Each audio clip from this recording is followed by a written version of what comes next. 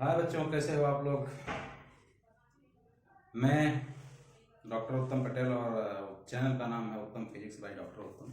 जैसा कि आपको पता है, हम पढ़ाते हैं आपको फिजिक्स और आपके सपनों को पूरा करना हमारा उद्देश्य है। बच्चों, जो बच्चे नए हैं उन चैनल को सब्सक्राइब कर लें ताकि उनको सारी चीज़ें, सारा आने वाले वीडियोज, लेक्चर सब उनको अपडेट्स मिलते रहें। और जो पहले से देख रहे हैं उनको सब पता होगा कि हम जब भी कोई चैप्टर पढ़ाते हैं तो चैप्टर के अंत में एक क्वेश्चंस का एक पिटारा लेकर आते हैं। उसमें ढेर सारे क्वेश्चन जो प्रीवियस ईयर्स में आए हुए हैं या जो आ सकते हैं, इस तरह के सारे क्वेश्चंस को हम डिस्कस करते हैं। और ये बहुत ही इंपॉर्टेंट सेशन होता है, क्योंकि आप इसको अगर कर लेते हैं तो फिर किसी भी तरह से आपका कोई भी क्वेश्चन छूट जाए या किसी क्वेश्चन से आपको डर लगे, ऐसी कोई पॉसिबिलिटी रह ही नहीं जाती। तो आपको ये पार्ट कभी भी मिस नहीं करना चाहिए। आपको इसको हर हाल में देखना है। और तरीका क्या होता है कि मैं क्वेश्चन पढ़ता हूं, आप क्वेश्चन को सुनिए, क्वेश्चन को मैं एक्सप्लेन करता हूं, फिर ऑप्शन देता हूं, उसके बाद आप वीडियो पॉज करेंगे। वीडियो पॉज करने के बाद आप क्वेश्चन को सॉल्व करेंगे, फिर बाद में आप आंसर देखेंगे, उसके बाद मेरा सोल्यूशन देखेंगे कि आखिर सही है या गलत है, और गलत है तो क्यों गलत हुआ, क्या गलतियां आपने की। थ्योरी पढ़ाते टाइम भी ढेर सारे एग्जांपल्स और सब सारी चीजें मैं बता देता हूं, लेकिन उसके बाद भी क्वेश्चन कराना जरूरी होता है। ठीक है बच्चों, लास्ट वीडियो में जो बच्चे देख चुके हैं क्वेश्चन का पार्ट, अभी उसी को आगे कंटिन्यू करते हैं। अभी ढेर सारे क्वेश्चन मेरे हाथ में हैं, उनको मैं एक एक करके पढ़ता हूं और करते हुए आगे बढ़ता हूं। चैप्टर का नाम है वर्क, पावर एंड एनर्जी, जो कि बहुत ही इंपॉर्टेंट चैप्टर है और हर साल नीट में एक या दो क्वेश्चन आ ही जाते हैं। एक तो मस्ट है, मस्ट है। एनी कुछ भी कंडीशन हो, एक क्वेश्चन तो आता ही है। ओके बच्चों, तो ये चैप्टर बहुत इंपॉर्टेंट है, इसको आप नेग्लेक्ट नहीं कर सकते। ओके, तो उसी सिलसिले में मैं आगे बढ़ता हूं। एक क्वेश्चन है, an engine pumps water continuously through a hose. Water leaves the hose with a velocity v and m is the mass per unit length of the water jet. Okay, what is the rate at which kinetic energy is imparted to water? ठीक है बेटा, अब क्या बोल रहे हैं कि किसी पाइप से, होज मीन्स पाइप, इससे पानी निकल रहा है। पानी जो निकल रहा है उसकी वेलोसिटी क्या है, v। ठीक है, और मास क्या है, पर यूनिट लेंथ। जो पानी निकल रहा है पर यूनिट लेंथ में जितना वाटर निकल रहा है वो उसका क्या हुआ, मास हुआ। ओके बेटा, जैसे मान लीजिए 1 मीटर जितना पानी निकला, 1 मीटर में जितनी धारा निकल रही है उसका टोटल मास क्या है, m है। ठीक है, तो कितनी काइनेटिक एनर्जी पर सेकेंड, तो क्या बताना है, kinetic energy imparted to water, kinetic energy imparted to water। Rate क्या बताना है, rate of kinetic energy, rate of kinetic energy. मतलब यह है कि यहाँ पे वर्क डन तो हो ही रहा होगा, उतना वाटर को पुश करना, फेंकना, तो किस रेट से एनर्जी, एनर्जी मतलब वर्क डन हो रहा है, वर्क डन होना मतलब चेंज इन काइनेटिक एनर्जी। तो ये किस रेट से हो रहा है, ये किस रेट से हो रहा है। ठीक है बेटा, आपको वही तो बताना है किस रेट से हो रहा है, और किस रेट से जो होता है उसी को क्या बोलते हैं, उसी को क्या बोलते हैं, पावर। पावर मैंने ऑप्शन में आपको बताऊं कि आप लगाना शुरू कर दोगे। चलिए मैं बता देता हूं, M V square, M V cube, M V cube half M V square, half M square V square, half M V cube, half M V square, half M square V square और half M V cube. चल अब बताना शुरू, बताओ। तो इसमें क्या करना है, मैंने क्या बोला था, ये एक तरह से पावर ही तो है बेटा। पावर क्या होता है, P क्या होता है, rate of work done, rate of work done dw by dt, पर सेकंड में कितना वर्क डन हो रहा है, या काइनेटिक एनर्जी के फॉर्म में बताना है तो dk बाई dt। ठीक है, तो यहां पे देखो क्या है कि वेलोसिटी का मतलब क्या हुआ, मीटर पर सेकंड, वेलोसिटी क्या हुआ, मीटर पर सेकंड।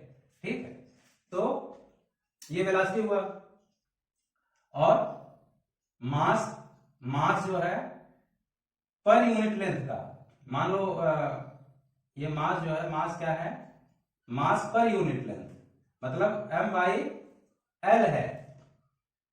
मास जो है m बाई एल, मान लो एल मीटर तक का पानी निकल रहा है, एल मीटर, तो पर यूनिट ये मास जो है, ये m जो है क्या है, m बाई एल है।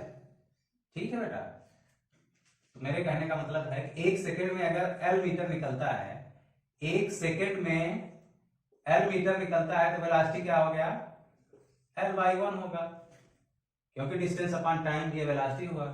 ठीक है, और उसी एक सेकंड में अगर एल निकलता है तो उसका मास क्या होगा, मास जो है एग्जैक्टली क्या हुआ, यहां से देखो मास क्या हुआ, ये मास दिया है m बाई एल है, तो एग्जैक्ट मास क्या होगा, मान लो m डैश है तो m डैश क्या हो जाएगा, m l हो जाएगा।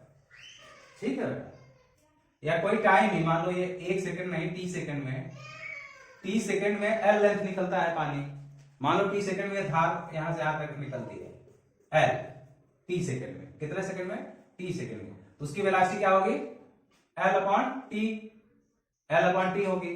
ठीक है, और एल लेंथ निकलता है, तो एल लेंथ का मास जो है, एल लेंथ का मास जो है m डैश है, अगर m डैश है तो यूनिट लेंथ का मास क्या होगा, यूनिट लेंथ का मास दिया है, यूनिट लेंथ का मास m है, तो एल लेंथ का मास क्या हो गया, m इंटू एल। ठीक है, तो एल लेंथ का मास क्या होगा बेटा, एल लेंथ का मास, इसको मान लो m डैश बोलते हैं, क्या हो गया, m l हो गया। ठीक है, अब L को हमको हटाना है, L को क्या करना है, हटाना है, तो देखो ये है और ये है, ओके, ये m डैश है, ये क्या है, m डैश है, तो किसी में से, किसी भी एक में से L को हटा दो तो हमारा काम बन जाएगा। अब जैसे यहां से L बराबर हम निकाल लेते हैं, L बराबर क्या हो गया, v इंटू टी। ठीक है, तो ये L की वैल्यू इसमें रख दो, क्या हो गया, m v इंटू टी, ये हो गया। अब बेटा काइनेटिक एनर्जी क्या होगा, काइनेटिक एनर्जी क्या होता है, देखो हाफ m जो मास है, l लेंथ का जो मास है, m डैश है ना, m डैश, और जो वेलोसिटी है v का स्क्वायर, यही तो होगा। ठीक है, तो m डैश की जगह पे ये लिखना पड़ेगा, बाकी वेलोसिटी तो है, तो 1/2 m डैश की जगह पे m v t, ठीक है, इंटू v का स्क्वायर, v का स्क्वायर इंटू v का स्क्वायर तो है ही, तो क्या आ गया बेटा, half m v cube into T, ये क्या आ गया, काइनेटिक एनर्जी डी के, और रेट जब पूछेगा तो इतना बाई टी, ये भी तो रहेगा टी, इसके बटे टी, इसके बटे टी, तो टी से टी गायब हो गया, फाइनली क्या आ गया, half M V cube, half M V cube, half M V cube. पता नहीं कुछ पल्ले पड़ा कि नहीं आप लोगों को, कुछ समझ में आया क्या, देखो मैं समझाता हूं। कोई पाइप है, कोई पाइप है, पाइप है, ठीक है, ये पाइप, यहां से पानी निकल रहा है, पानी निकल रहा है, ठीक है बेटा, मान लो हम L लंबाई पानी निकला, L लंबाई पानी निकला, कितने टाइम में, T टाइम में L लंबाई पानी निकला, तो L लंबाई पानी निकल रहा है T टाइम से, कोई इसकी वेलोसिटी पूछेगा क्या होगा, डिस्टेंस अपॉन, मान लो यहाँ का जो पानी का पार्टिकल पहला यहाँ रहा होगा, वो यहाँ पहुंच रहा है, कितना डिस्टेंस गया L, कितना टाइम लगा T, तो पानी की वेलोसिटी क्या होगी, L अपॉन T, इसमें कोई डाउट है नहीं, ये हो गया, तो यहां से क्या हो गया, L बराबर क्या हो गया, वी टी, कोई डाउट। अब उसने बोला है कि इतने का मास, जो पर यूनिट मास है, मास पर यूनिट लेंथ जो दिया है वो m दिया है, मतलब इतने का मास अगर मान लो m होता, या क्या लिख दें हम, m डैश लिख दें, m डैश, यहां से यहां तक जो टोटल पानी निकल रहा है L लंबाई में, उसका मास अगर m डैश होता, तो मास पर unit length m, small m क्या होता, m डैश अपॉन L, ठीक है, तो इसका एक्चुअल जो मास m डैश है, तो m डैश क्या निकल आएगा, m इंटू एल, इधर कर दिए, ठीक। तो अब ये है कि अब यहां से L बराबर VT, तो L हटाना है हमको क्योंकि L दिया नहीं है, तो L की जगह पे VT लिख देते, क्या हो गया M डैश बराबर क्या हो गया mVT। ठीक है, ये हो गया। अब क्या करोगे, मास पता चल गया और वेलोसिटी तो दिया ही है, इसका वेलोसिटी तो दिया ही है, तो हम इसका काइनेटिक एनर्जी निकाल लें। तो काइनेटिक एनर्जी निकाल लें, तो काइनेटिक एनर्जी क्या हो गया, हाफ mv स्क्वायर। ठीक है, हाफ mv स्क्वायर। तो काइनेटिक एनर्जी क्या हो गया, हाफ m जो है मतलब m डैश, टोटल जो मास है m, और v का स्क्वायर। m डैश की जगह क्या लिखोगे, ये लिखोगे, तो लिख दो 1/2 mvt इंटू v स्क्वायर, यही तो लिखोगे। तो क्या हो गया बेटा, हाफ mv³ और t, ये खाली क्या है, काइनेटिक एनर्जी है। अब क्या बताना है, रेट ऑफ काइनेटिक एनर्जी। तो रेट का मतलब अगर टी टाइम में इतना काइनेटिक एनर्जी आ रहा है, तो एक सेकंड में निकालना हुआ काइनेटिक एनर्जी पर सेकंड, काइनेटिक एनर्जी पर सेकंड मतलब रेट हुआ, मतलब काइनेटिक एनर्जी जो होगा k अपॉन टाइम। तो k जो निकला उसमें टाइम से डिवाइड कर दो, 1/2 mv³ t अपॉन t। तो t से t गायब हो गया, फाइनली आ गया 1/2 हाफ mv³। तो रेट ऑफ काइनेटिक एनर्जी हो गया, रेट ऑफ काइनेटिक एनर्जी हो गया। ठीक है बच्चों, कोई डाउट, कोई शक नहीं होना चाहिए।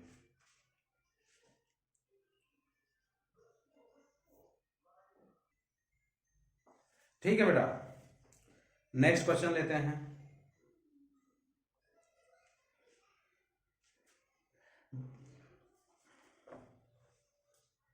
A ball of mass 2 kg and another of mass 4 kg are dropped together from 60 feet tall building.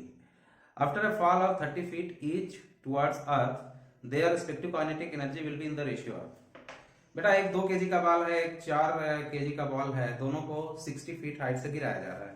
बता रहे हैं कि after a fall of 30 feet, 30 feet जब नीचे गिरेंगे तो उस समय काइनेटिक एनर्जी का रेशियो क्या होगा। इसमें यार किसी को, हमें तो नहीं लगता कि कोई प्रॉब्लम होनी चाहिए, क्योंकि यहाँ पे बॉल है, एक 2 kg का है, 4 kg का है, दोनों को गिराओगे तो 30 फीट आने पर उनकी वेलोसिटी क्या होगी। वेलोसिटी अगर निकल गया तो काइनेटिक एनर्जी भी निकाल लोगे। तो वेलोसिटी क्या निकालोगे, डिस्टेंस दिया है, टाइम तो दिया नहीं है, तो 30 फीट आने के बाद उनकी वेलोसिटी क्या होगी।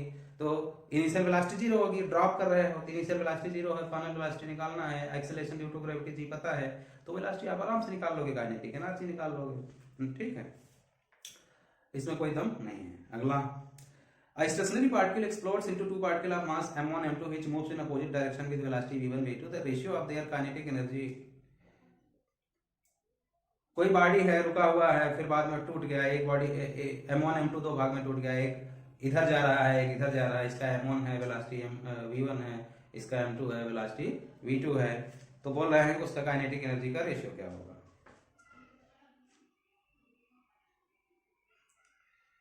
तो बच्चों इसमें कोई दम नहीं है। अब आपको कंजर्वेशन वही मैं बता दिया, ये था, बाद में टूट गया दो भाग में, एक इधर और एक इधर, m1 v1 m2 v2। तो काइनेटिक एनर्जी जो है E1 बाई E2, ये रेशियो बताना है। ऑप्शन में दे दूं आपको, ऑप्शन दे देता हूं,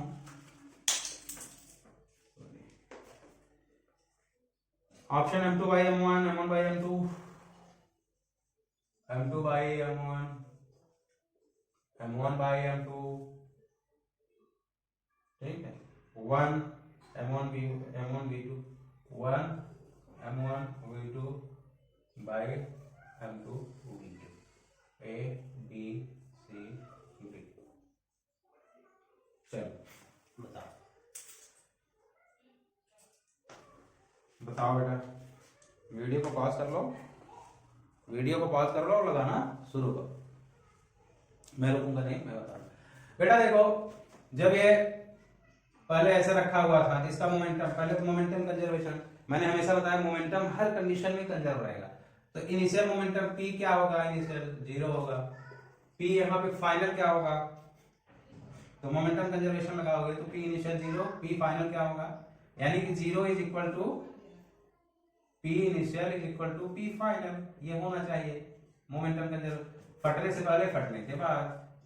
तो P इनिशियल 0 है, P फाइनल क्या लिखोगे, मान लो M1 V1, ठीक है, और प्लस M2 V2।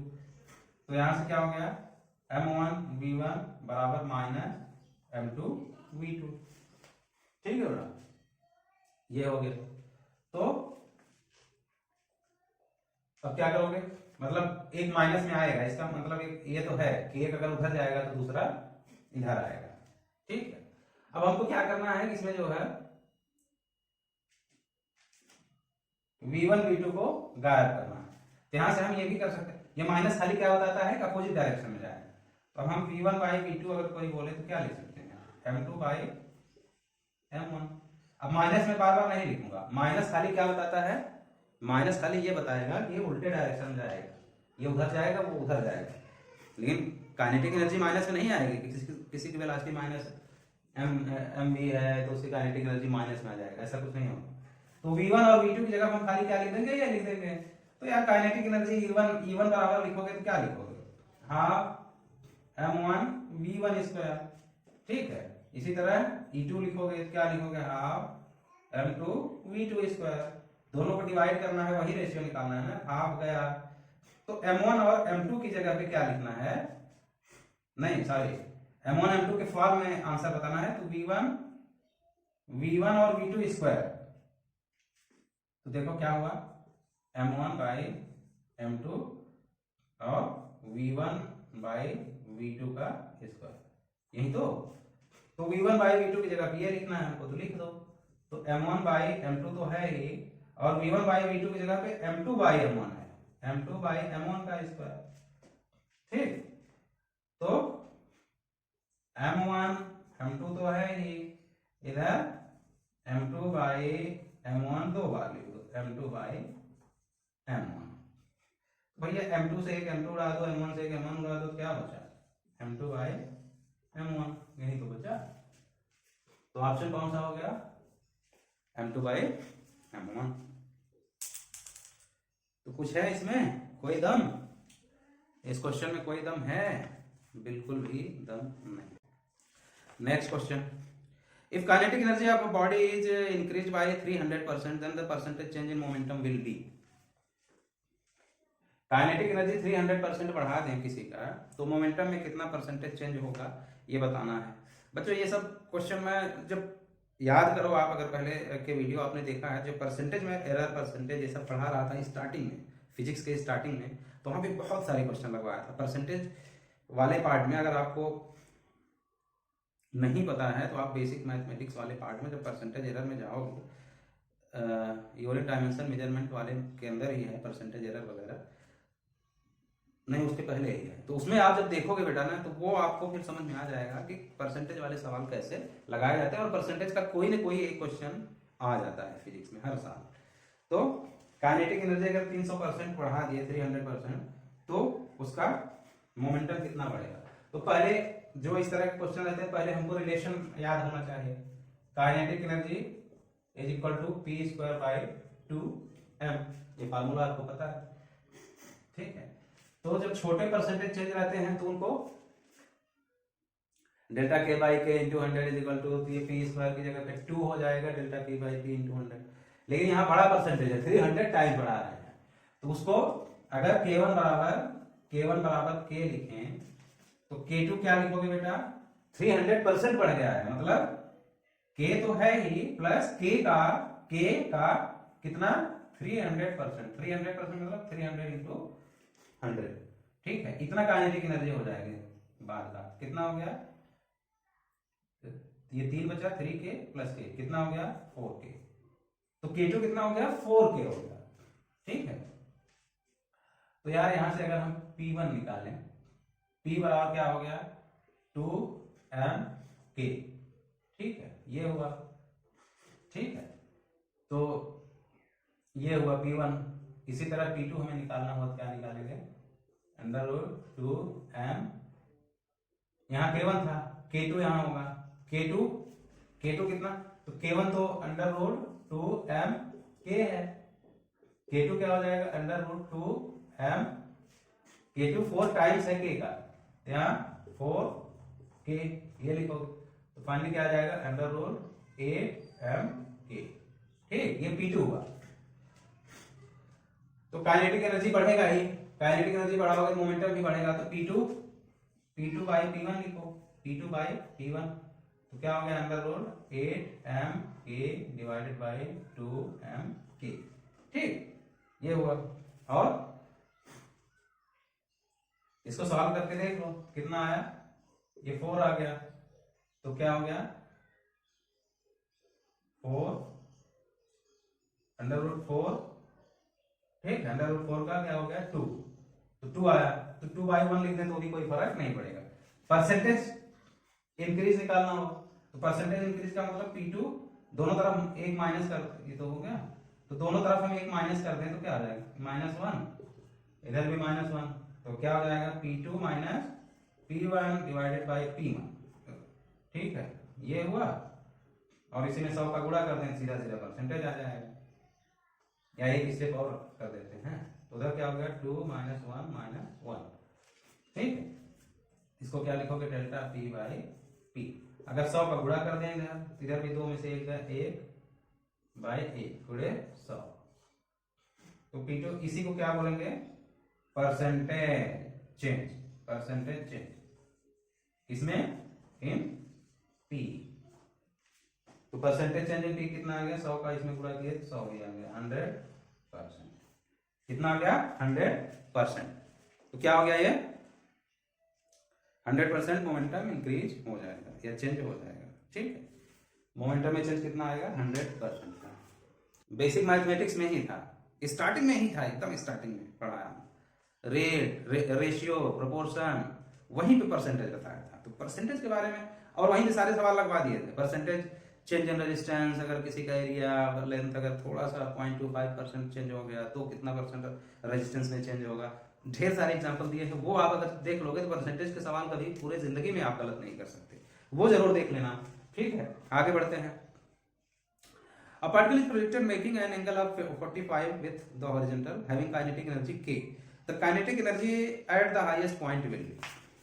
यार किसी बॉडी को प्रोजेक्टाइल ऐसे फेंक रहे हैं 45 से, जब वो हाईएस्ट पॉइंट पे हो, यहाँ पे अगर काइनेटिक एनर्जी k है, मान लो v वेलोसिटी से फेंके, काइनेटिक एनर्जी k है, v वेलोसिटी है तो उसका हॉरिजॉन्टल और वर्टिकल कंपोनेंट होगा, हॉरिजॉन्टल वाला क्या होगा cos थीटा होगा, तो v cos 45, cos 45 मतलब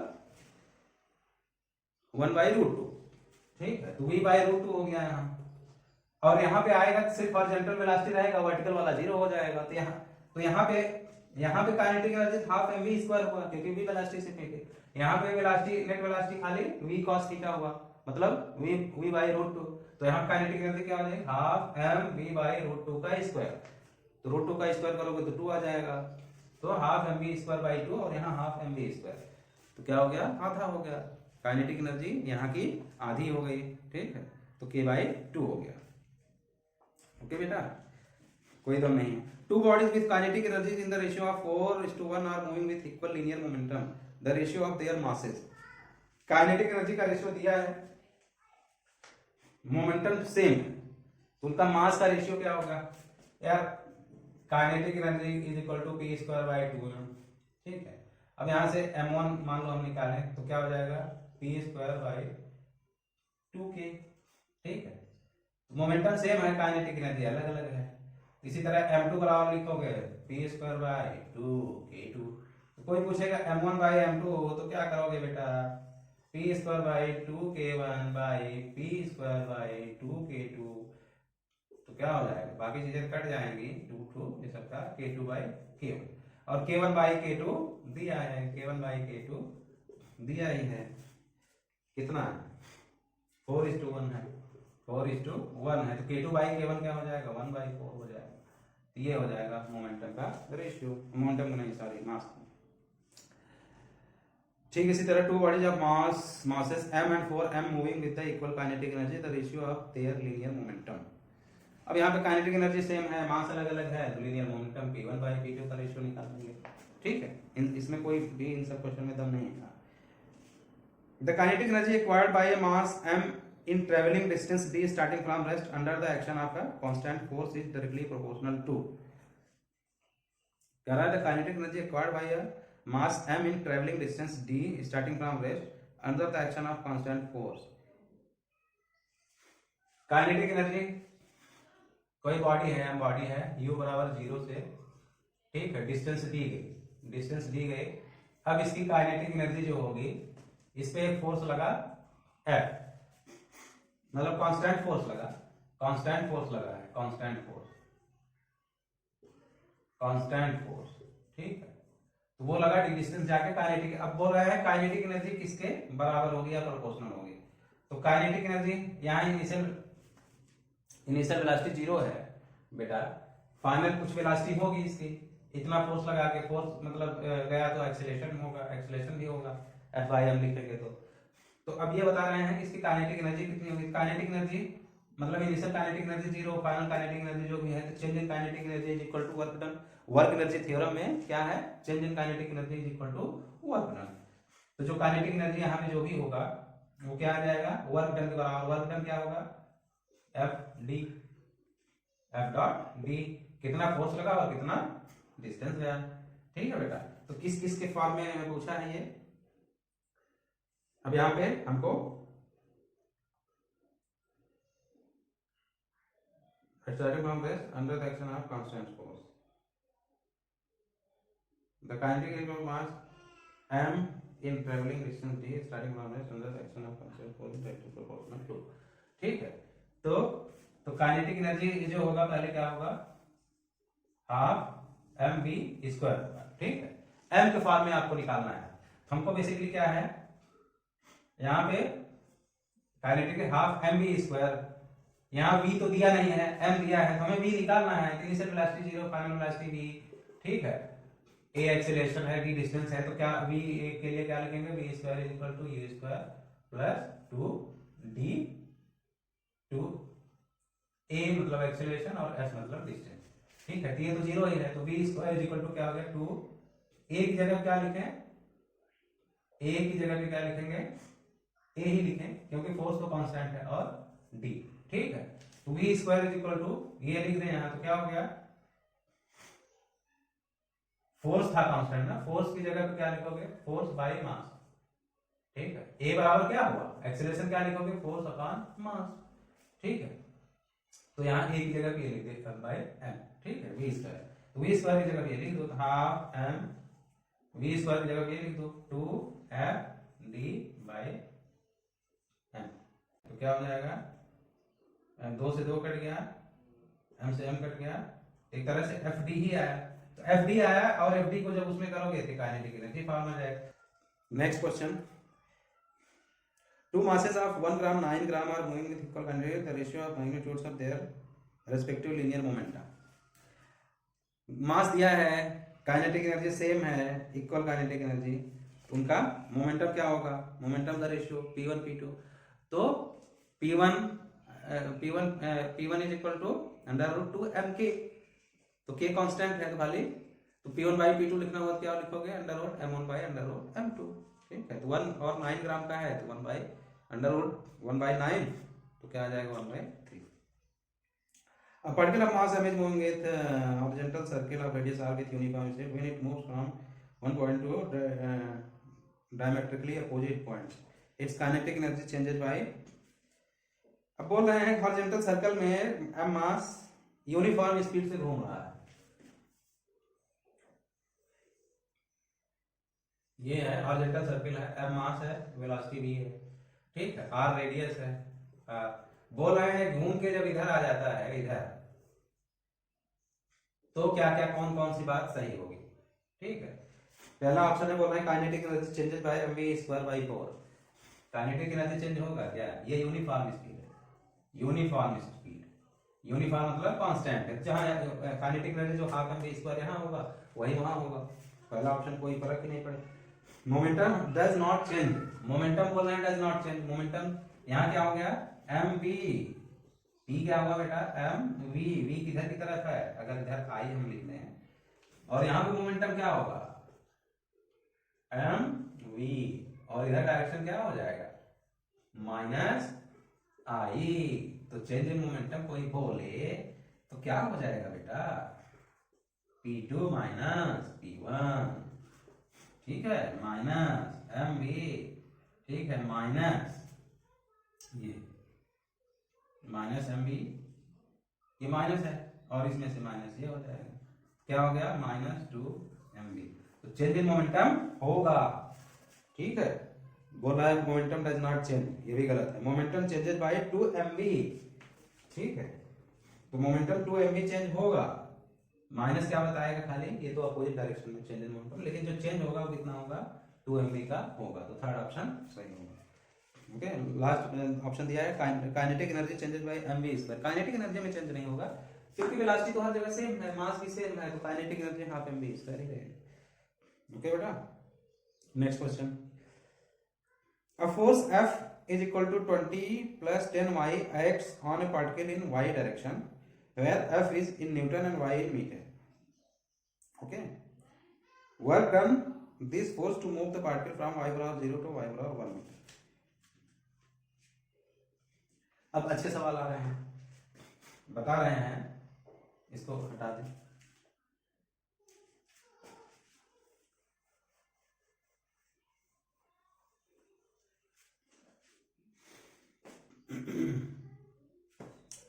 फोर्स दिया है, फोर्स कितना दिया है बेटा, F is equal to 10 plus 20 plus 10y, 20 plus 10y, ये फोर्स है। Okay, 10y acts on a particle in y direction where F is in Newton, y direction में एक चीज ये ध्यान रहे कि ये फोर्स जो है y के साथ ऐसे बदल रहा है और लग किधर रहा है, y डायरेक्शन में, मतलब जिधर फोर्स है उधर ही डिस्प्लेसमेंट हो रहा है, इधर ऐसा नहीं फोर्स कहीं और लग रहा है, डिस्प्लेसमेंट कहीं और, ये बता दिया है कि उसी डायरेक्शन में लग रहा है। अब बोल रहा है कि work done by this force to move the particle from y बराबर 0 टू, तो फाइंड W कब, फ्रॉम y बराबर 0 टू y बराबर 1 मीटर। चलो फाइंड वर्क डन, ऑप्शन बता दूं आपको, 20, 30, 20, 35, 25, 20, 35, 25। चलो चलो चलो लगाना शुरू करो, वीडियो को पॉज करो, फटाक से लगा के बता दो, क्योंकि मैं रुकने वाला नहीं है। तो वर्क डन हम कैसे निकालते हैं, यहाँ पे फोर्स कांस्टेंट है कि वेरिएबल है, फोर्स मैंने आपको पहले बताया था, वर्क डन जब निकालते हैं दो तरह के फोर्स अगर कांस्टेंट है तो एफ डी, एफ एस या एफ एक्स जो भी लिख दो, एफ डॉट एस। फोर्स अगर वेरिएबल है तो वर्क डन क्या लिखते हो बेटा, F dot D, F dot D x, इसका इंटीग्रेशन वेरिएबल फोर्स के लिए, तो वही यहाँ पे है, तो कर दो। ये फोर्स है वाई डायरेक्शन में, इसका जा रहा है, तो एफ डॉट, तो वर्क डन निकालना हुआ तो यही एफ डॉट एक्स की जगह यहाँ पे वाई है, मतलब डिस्प्लेसमेंट वाई दिया है, तो क्या करोगे, 20 plus 10y into D Y, इसी का तो इंटीग्रेशन लेना है, कहां से, y बराबर 0 से 1 तक, इंटीग्रेट करके वैल्यू नहीं रख सकते हो y का, निकाल नहीं सकते हो बेटा, तो क्या करोगे, dy से करोगे तो 20y प्लस 10y स्क्वायर करोगे तो 2 से भाग भी देना पड़ेगा। अब यहाँ पे वैल्यू 0, एक बार 1 रखो तो 1 रखोगे, दूसरी बार 0 रखोगे तो ये देखो 5 हो गया, तो क्या आ गया 20y, ठीक है, प्लस 5y स्क्वायर। अब यहाँ पे एक बार वैल्यू 0 रखो, एक बार y की वैल्यू 1 रखो, कितना हो जाएगा 20 प्लस 5, ये हुआ, और माइनस, अब 0 रखोगे तो इसमें भी 0 हो जाएगा, ये भी 0 हो जाएगा, कितना हुआ 25 आ गया, 25 आया, 25 आ गया। नीट 2019 का क्वेश्चन है, 2019 में आया था ये, समझ गए बच्चे। तो वेरिएबल फोर्स की वजह से जो वर्क डन निकालते हैं वो क्या होता है, इंटीग्रेट कर देते हैं। चलो next, Force on a particle moving in a straight line varies with a distance d as shown in the figure. The work done on the particle during its displacement are 12 metre. Graph दिया है, graph दे दिया है, तो ये सब variable force के example हैं। Work done in variable force. Graph देखो क्या दिया है,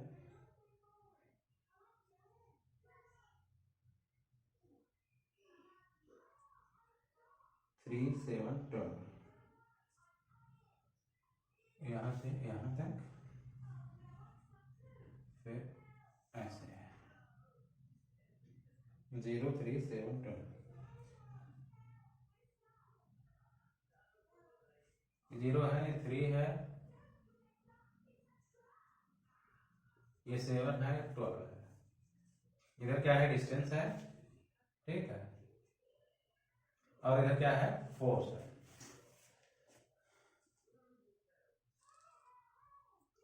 इधर ये 2 है, जो ये है 2 है। तो क्या बताना है, 12 मीटर जब जाएगा ये 12 मीटर, तो फाइंड वर्क डन, फाइंड क्या, W कब, x बराबर 12 मीटर। 12 मीटर 12 मीटर डिस्टेंस यहां से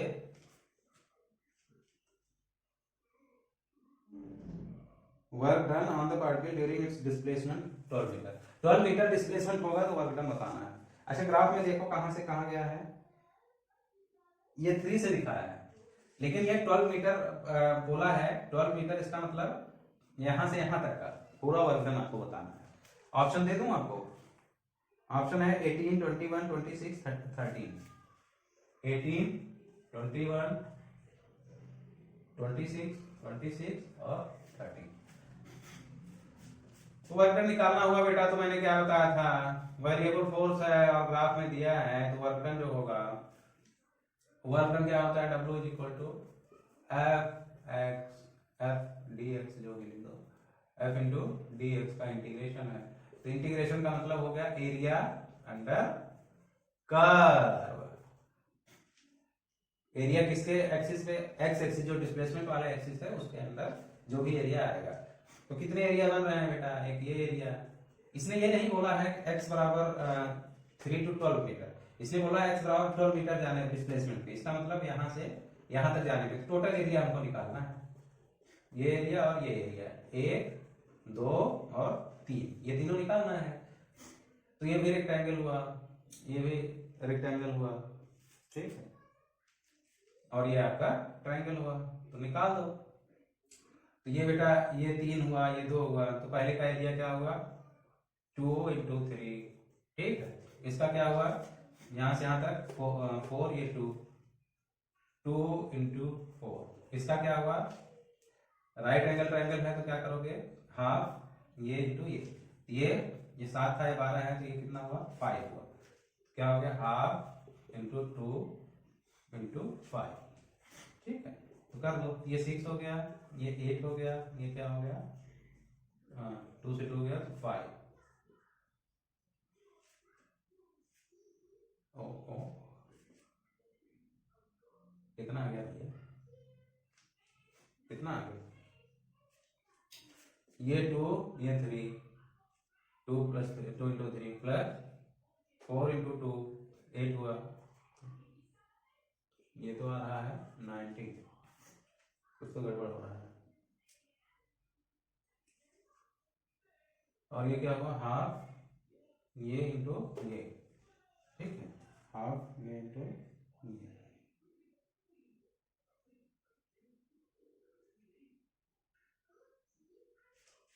एक्चुअली ये 2 दिया है, क्या है एग्जैक्टली, ये जो दिया है बहुत क्लियर नहीं है, पता चल रहा है 5 है कि 2 है, व्हाट एवर दिस। तो ये आपका जो है, अगर खाली इतने का हम निकालें तो ये क्या हुआ, 8।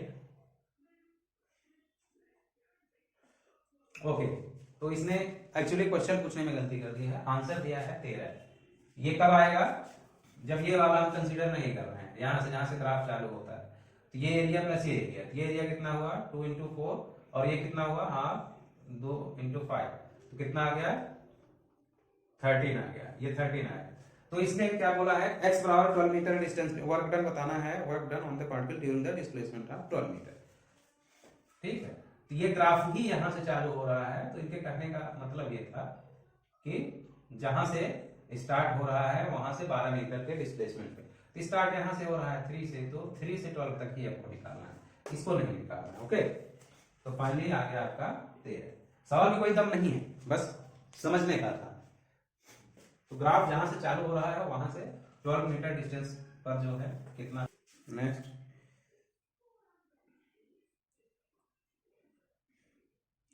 पोजीशन डिपेंडेंस फोर्स दिया है F is equal to 7 minus 2x plus 3x square, x on small body of mass 2 kg displaces it from x power 0 x power 5, the work done in joule. देखो ये भी question में कुछ दम नहीं है। अब फोर्स दिया है, फोर्स जो है दिया है, ये वेरिएबल फोर्स है 7 minus 2x plus 3x square plus 3x square. ठीक है, और तो 2 kg मास क्या है 2 kg। तो find work done, work done बताना है x बराबर 0 to 2 मीटर, x बराबर 0 to 2 मीटर ले जाने पर हमको 5 मीटर, सॉरी 0 to 5 मीटर ले जाने पर बताना है वर्क डन कितना होगा। ओके बेटा, तो यहाँ पे वेरिएबल फोर्स है। अब मैं ऑप्शन इसका आपको बता के रखता हूँ, आंसर ही आपको बताता हूँ। इसका आंसर जो है 135। आंसर क्या है, आंसर 135। अब आप इसको करो, क्या करोगे वही करोगे, W is equal to F dot D X, integrate करोगे कहां से कहां तक 0 to 5। तो यार इसको इंटीग्रेट कर दो बेटा यार, dx कर दो, तो क्या करोगे 7x हो जाएगा माइनस 2x स्क्वायर बाई 2 हो जाएगा प्लस 3x क्यूब बाई 3 हो जाएगा 0 से 5, 3 से 3 यहाँ कट जाएगा। अब इसमें वैल्यू रखना है, आंसर अपने आप आ जाएगा। ओके, अब आता है नेक्स्ट क्वेश्चन। अब आते हैं नेक्स्ट क्वेश्चन।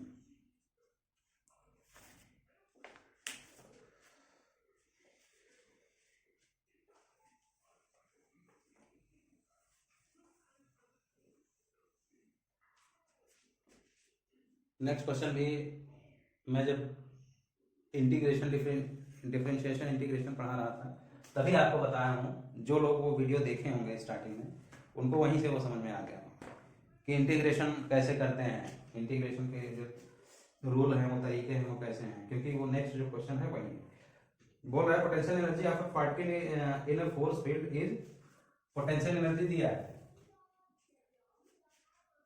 ये U is equal to A by R square minus B by R, A by R square minus B by R. Okay, A और B क्या है, कांस्टेंट है। ये क्या है, A एंड B क्या है, कांस्टेंट है, कांस्टेंट है। ओके, तो R is the distance of particle from center to the field. Find stable equilibrium and the distance of particle in. For stable equilibrium the distance of particle, सब वो question नहीं पूछा है, तो बोल रहे हैं कि for stable equilibrium, equilibrium, ठीक है, डिस्टेंस क्या होना चाहिए, डिस्टेंस r बराबर क्या होगा, किस r की वैल्यू पर स्टेबल इक्विलिब्रियम होगा। ऑप्शन मैं आपको बता दे रहा हूं, b by 2a, 2a by b, a by b, b by a, b by 2a, 2a by b, b by a by b, ठीक है, a by b, b by a by b, b by a, b c b a। चलो लगाओ, challenging question है, challenging question है बेटा। Stable equilibrium आपको बताना है, क्या बताना है, स्टेबल इक्विलिब्रियम। जब ये चैप्टर में पढ़ा रहा था तो इक्विलिब्रियम स्टेबिलिटी के बारे में बहुत अच्छे से आपको बताना, बहुत अच्छे से। एक तो है इक्विलिब्रियम कंडीशन और उसके बाद स्टेबल और अनस्टेबल इक्विलिब्रियम। मैंने ये बताया था आपको, अगर आपको याद हो तो, कोई पार्टिकल स्टेबल में है, क्या अनस्टेबल है, क्या है, ठीक। यहाँ कोई चीज रहेगी तो स्टेबल होगी, यहाँ पे कोई चीज रहेगी तो क्या होगी, अनस्टेबल होगी, ठीक है। और अगर कुछ ऐसे लाइन है, ऐसे लाइन है, वो क्या होगी, न्यूट्रल होगी। तो इक्विलिब्रियम जो है, तो स्टेबल के लिए देखो, कोई भी पहले इक्विलिब्रियम अगर है, इक्विलिब्रियम है मतलब वो चीज इक्विलिब्रियम में है, तो उसके लिए पहला कंडीशन क्या है कि F बराबर क्या होना चाहिए, 0। इन सारे कंडीशन में, सारे कंडीशन में F बराबर 0 होगा, तभी इक्विलिब्रियम होगा, इतना तो है। और F बराबर क्या होना चाहिए, 0। और F को क्या बोलते हैं, du/dx, यही तो, -du/dx, ये होता है। F बराबर होता है ना, F बराबर क्या होता है, -du/dx। u क्या है, पोटेंशियल एनर्जी। हमने पोटेंशियल एनर्जी के लिए भी आपको बताया था, du बराबर क्या होता है, -F.dx। पोटेंशियल एनर्जी किसी पार्टिकल का क्या होता है, जो कंजर्वेटिव फोर्स होता है इनटू dx, वो माइनस में होता है। मतलब जो फोर्स का डायरेक्शन होता है उसके अपोजिट पोटेंशियल एनर्जी बढ़ती है। मतलब उल्टा जाओगे, x जो है माइनस में जाओगे तब ये प्लस होगा, और उसके डायरेक्शन जाओगे पोटेंशियल एनर्जी घटती है, इसीलिए माइनस लगा के लिखते हैं। स्टेबल इक्विलिब्रियम के लिए मैंने मैक्सिमम और मिनिमा का कॉन्सेप्ट दिया था। तो पहले हम यहाँ पे ये निकाल लें, F बराबर 0 कर लें। F बराबर 0 करो बेटा, तो यहाँ पे F बराबर 0 करना है। F बराबर क्या लिखोगे, -du/dx, और ये क्या होना चाहिए, 0। तो u इसको क्या करना है, डिफरेंशिएट करना है r से। तो इसको अगर अच्छे से लिखना हो, पहले इसको अच्छे से लिख दें, a r को ऊपर लेकर चले जाओ, r के पावर -2 हो गया, माइनस b r के पावर -1, ये लिख सकते हैं। अब उसी को डिफरेंशिएट करना है, तो लिख दो। तो x का मतलब हम r कर रहे हैं, यहाँ x की जगह r दिया है, तो कर दो बेटा, इसको डिफरेंशिएट कर दो r से, तो क्या हो जाएगा, एक r नीचे आ गया, तो एक r यहाँ पे माइनस करोगे, तो -2r तो था ही, एक और माइनस करोगे तो ये क्या आ गया, -3 आ गया, तो -3 से मल्टीप्लाई हो जाएगा, ये हो गया, ठीक। फिर ये एक तो ये हो गया माइनस, अब इसको b तो है ही, r एक r यहाँ नीचे ले गए तो एक r माइनस होगा ना, r पावर माइनस, जो टोटल पावर था उसमें से एक माइनस हो जाएगा, और जो टोटल पावर आया वही इधर मल्टीप्लाई हो जाता है। डिफरेंशिएशन में क्या होता था बेटा, जैसे ये था ax³ है, ठीक है। अब dv/dx अगर करना है, x यहाँ लाओगे, क्या a लिखते थे, x का जो टोटल पावर है उसमें से एक पावर माइनस करते थे, ठीक है, और यहाँ पावर से जो है मल्टीप्लाई कर देते थे, पहले पावर से मल्टीप्लाई कर देते थे 3x, उसमें से एक पावर, तो यहाँ पे पावर से मल्टीप्लाई कर दिए -2, ठीक। यहाँ पे पावर से मल्टीप्लाई कर दिए -1, उसके बाद एक पावर माइनस कर दिए, ओके, ये -3 नहीं होगा, -2। तो अब क्या लिखोगे यहाँ पे, ये टोटल में माइनस है, ये जो माइनस है सबके साथ लगा हुआ माइनस, ठीक। देखो अब क्या करोगे, अब इसको और अच्छे से लिख लो, ये माइनस बाहर तो है ही, ये क्या हो गया, -2a r की पावर -3 हो गया, और इसमें क्या हुआ, माइनस, ये माइनस और ये, तो क्या हो गया, प्लस b r के पावर -2 हो गया, ठीक है। यहाँ पे माइनस लगा हुआ है, तो क्या करोगे, इसको अच्छे से लिखना होगा, क्या लिखोगे, माइनस अगर अंदर ले जाओ तो ये प्लस हो गया, 2a r के पावर -3, और ये माइनस हो गया b r के पावर -2, ठीक। अभी ये हुआ, अभी ये क्या हुआ, ये हुआ बेटा इक्विलिब्रियम। अगर इसको 0 कर दें, ये क्या होगा, इक्विलिब्रियम। ठीक है, ये क्या होगा, इक्विलिब्रियम। तो यहां से अब अगर हम कॉमन लें, अब देखो 2a r की पावर -3 माइनस b r की पावर -2, ये बराबर 0 होना चाहिए। कोई भी इक्विलिब्रियम हो तो फोर्स जो होगा वो -du/dr होगा, जो कि 0 के बराबर। वहां पे फोर्स 0 होना चाहिए, फोर्स ही तो आया है, ये 0 हो गया। अब इसमें देखो r की पावर माइनस, कॉमन क्या ले सकते हो, इसमें -3 है, इसमें -2 है, -2 तो ले ही सकते हो। अंदर क्या बचा, 2a r की पावर अब एक ही बचा -1, और इसमें क्या बचा, खाली b बचा -b, r की पावर -2 बाहर आ गया, ये बराबर 0 है। तो 2a r की पावर -1 माइनस b बराबर क्या हो गया, 0/r की पावर -2। 0 भी किसी चीज से भाग दोगे तो 0 ही आएगा। ठीक, तो क्या आ गया, इसको और अच्छे से क्या लिख सकते हो, 2a/r बराबर माइनस b बराबर 0। तो यहां से क्या लिखोगे, 2a/r बराबर माइनस नहीं, ये उधर जाएगा प्लस हो जाएगा, b हो जाएगा।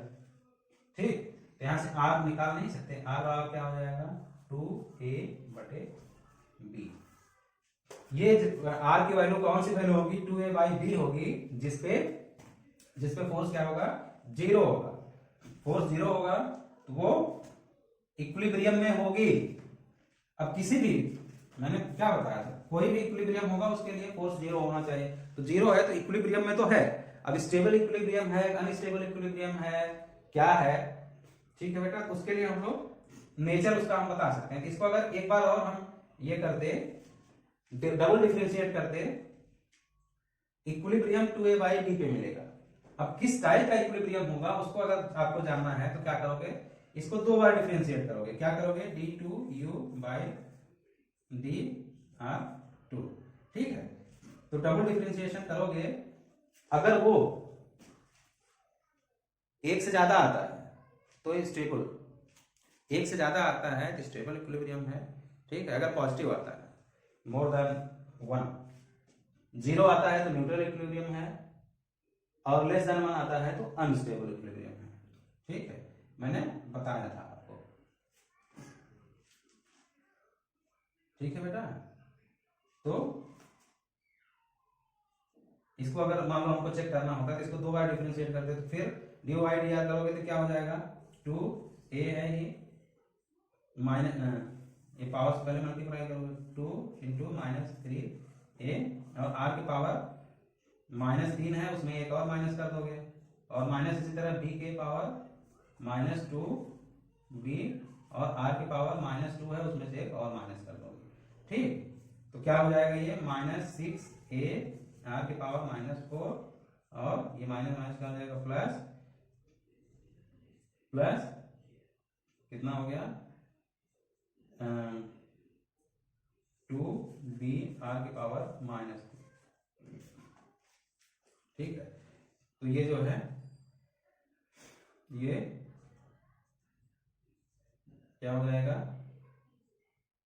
-6a/r के पावर 4 प्लस 2b/r के पावर 3।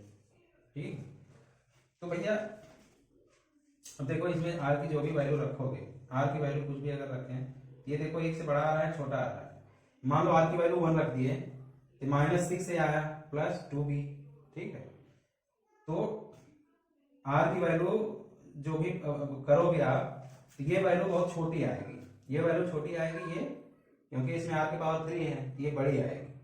तो ये छोटी है माइनस में, ये प्लस में है, तो प्लस में ही आ रहा है, समझ में, ये दिख रहा है नहीं बच्चों। अब ये आया, इसको और अच्छे से ऐसे लिख लो, 2b/r की पावर 3 माइनस 6a/r की पावर 4। ठीक है, a और b तो पॉजिटिव कांस्टेंट हैं। अगर r की वैल्यू हम 2 रखें, कोई भी वैल्यू रखें, ठीक है,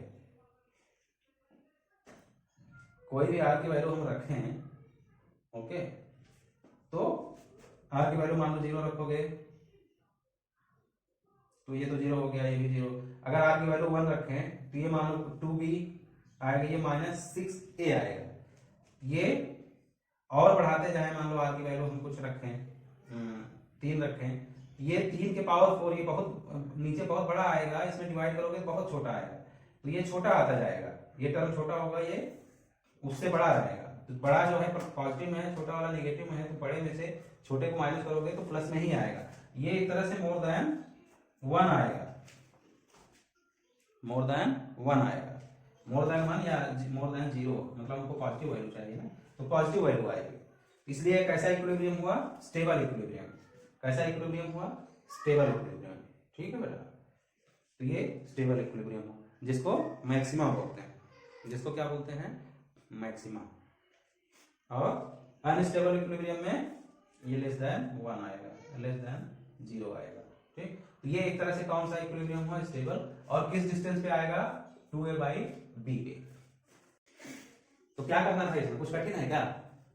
देखो F बराबर क्या होता है? Minus dy/dx। माइनस dy/dx जो है, तो इक्विलिब्रियम होने के लिए फोर्स क्या होना चाहिए? फोर्स क्या होना चाहिए? 0 होना चाहिए। तो माइनस du/dx ये जो था, इसको मैंने पावर को सब ऊपर रख लिया, तो माइनस में से अब इसको हम डिफरेंशिएट कर दिए r से। u बराबर इतना है, तो du/dr हमको करना था, इसको कर दिए, और जो भी रहेगा उसको 0 के बराबर करना है हमको। ठीक है, ये किए तो ये डिफरेंशिएशन में क्या होता है? पावर से मल्टीप्लाई हो जाता है, उसमें से एक पावर माइनस हो जाता है, माइनस इसका भी जो पावर था r की पावर -1 था, तो उसमें से एक माइनस किया और उससे आगे मल्टीप्लाई किए थे, तो उसी को और सॉल्व किए, इतना आया इतना आया। ठीक है, इसको 0 के बराबर करना था, तो 0 के बराबर करिए। अब इसमें से देखो, यहाँ से कॉमन ले लिए, यहाँ से हाँ इधर आ गया, तो ये आया था। अब इसमें से r की पावर -2 कॉमन ले लिए, तो यहाँ पे -1 बचा, यहाँ का -2 पूरा निकल गया, इक्वल टू 0। ये उधर गया तो भी 0 हो गया, तो ये इतना बचा इक्वल टू 0, तो 2a/r - b बराबर 0, तो 2a/r बराबर b, और बराबर 2a/b। ठीक है,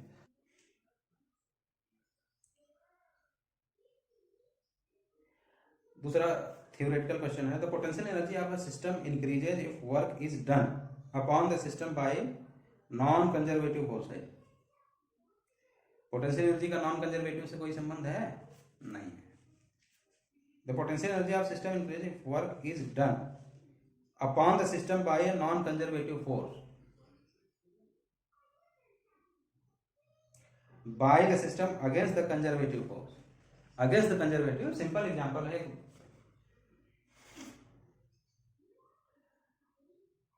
एक बॉडी है, ऐसे है, उसको जमीन से ऊपर ले गए हैं, तो उसका पोटेंशियल एनर्जी जो बढ़ता है mgh होता है, तो ये mgh किसकी वजह से है?